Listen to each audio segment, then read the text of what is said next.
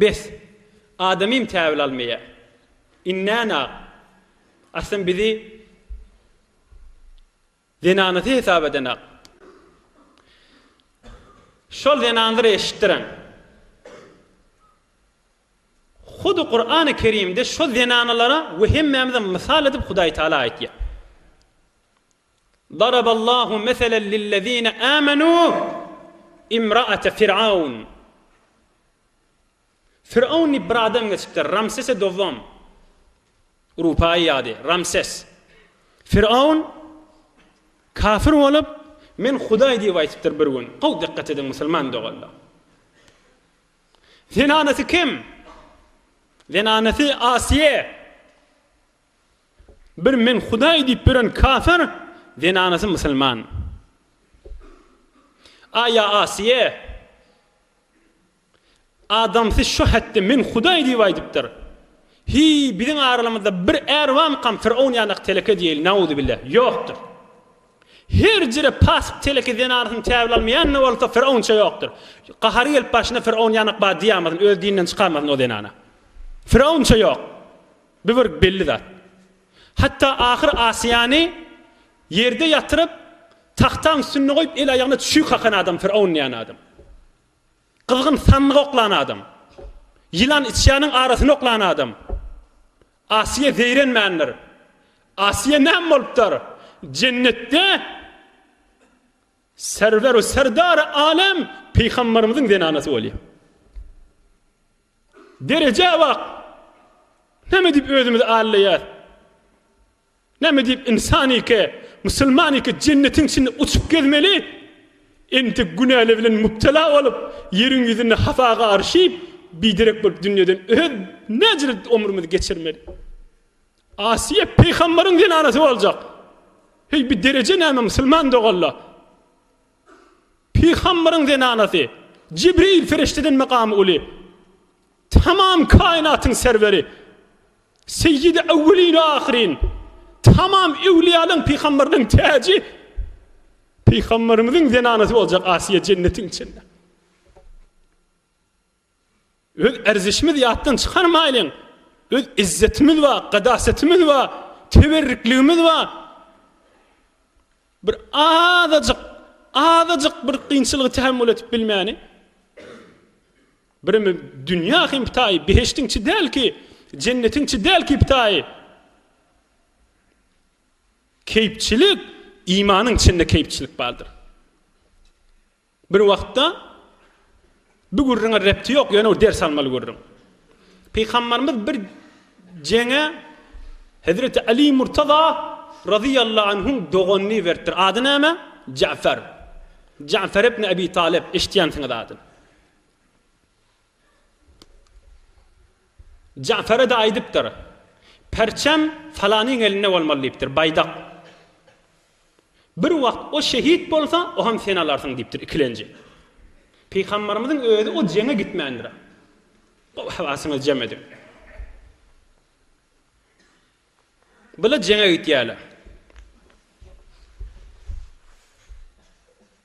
Yankı perçem verilen, baydak verilen şehit bolya.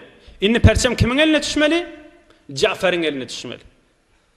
Cafer'in eline düşüyor. Cafer'in sağ eline miştik perçem. Sağ elini kafirle kesiyeli vuruş başlarına. Cafer İslam'ın perçemini kaçırmayacak bolup çef elini alıyor. Çef elini alanla çef elini kesiyeli. Aziz dinimizin perçemini kaçırmayacak bolup kucaklap kursağında saklıyor. Kursağında saklap tuqada bunu vurup şehit ediyorlar. Peygamberimiz de şu cengde yokmuştuk. Minberi getiriyor. Ola hadir öwürlük gelen aklaha. Peygamberimiz daştan gözü bilen görüp duranmıştı. Peygamberimiz sahabalarını uyuşturup "Vellezî nefsî biyedihi" ey sahabalam, Allah Teala'nın azameti bilen men qasam içýän diýipdir. Cafer teyyarı men gözüm menen gördüm. Hazreti Ali'nin doğunu Cafer'i deslap sagalı kesildi ve perçemi çefelini aldı. Men görüp durdum diýipdir. Oham çefelle kestile, oham kursağında sakladı. Ve kursağında saklanana da onu öldürdüler, şehit boldu. Allah Teala bilen qasam içýän cennetin içinde iki kanatın bilen uçup beren Cafer'i men gözüm menen gördüm deyipdir.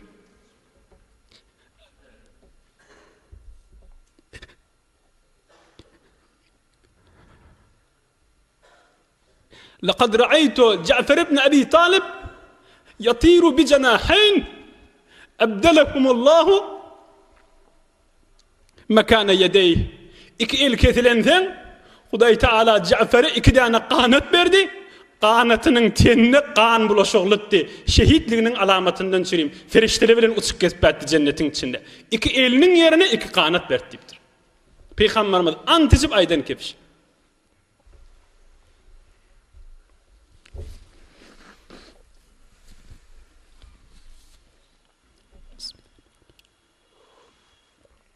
Hulasa 5 gün bir vefan içinde ay men qiyinçılığı törüp bilemek, men tahammül etip bilemek, ay adamı men falan et diye, ay men dinanam falan et diye cennetin içi değerdir bitay. Peygamberimiz gözü bilen gören zadi andıcıp aydıp duqa Hudaýa köp şükür hemmemiz imanımız var. Peygamberin aydan kefi hiç vaqt ağırlamaya. Şu oturuşumuz ananışımdan ne beter?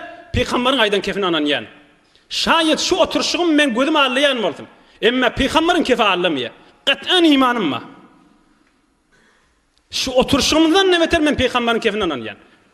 Son Peygamber hiç vaqt ağırlamaya. Men gözüm şayet ağırlasın. Vaktiki Cafer'i cennetin içinde uçup beriliğini görenden sonra öz teberrikliğimiz, öz qadasetimiz, öz izzetimiz, öz şerefimiz, öz heysiyetimiz, ol izzeti ki Allah Teala bile verdi. Ne mi deyip yadımızdan çıkarmadı. Ol Asiye, Firavun'un denanası, Peygamber'in denanası olmadı. Hudaýa bir derecene ama. Bes, şeytanı güldürmeyelim. Allah qıllan öti beyle. Ay falan, camiye vere, birdade vere, ademin falan, sen falan. Gülüveti o teberrikliği de kaçtı. O iki dünyanın da avar raset koydu.